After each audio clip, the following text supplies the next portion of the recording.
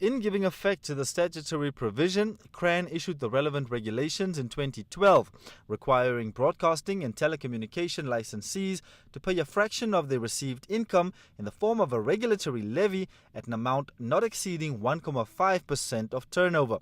Telecom Namibia won a constitutional legal challenge against CRAN when it approached the High Court.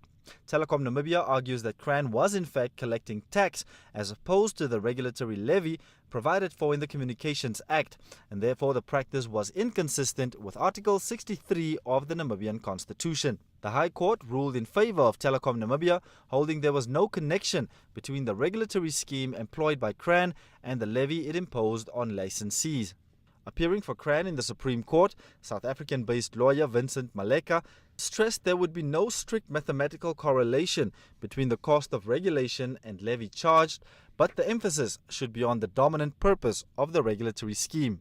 Maleka further argued that the provision concerned was well aligned with Article 125(3) of the Namibian Constitution, which empowers any institution to retain monies accruing to the state for the purpose of defraying the expenses of such institution. On his part, Judge Heathcote reiterated the need for a relationship between the cost of regulation and the levy charged, noting that CRAN seemed to be on a cost recovery drive but is not prepared to conduct a regulatory cost assessment. Mobile Telecommunications Limited, MTC, joined the appeal and roped in another South African-based lawyer, Jeremy Gauntlet, who maintained that the present levy had the consequence of tax, which was not sanctioned in terms of Article 63 2b of the Namibian Constitution. As an alternative, Gauntlet proposed that CRAN imposes a fixed amount to licensees to be reviewed annually.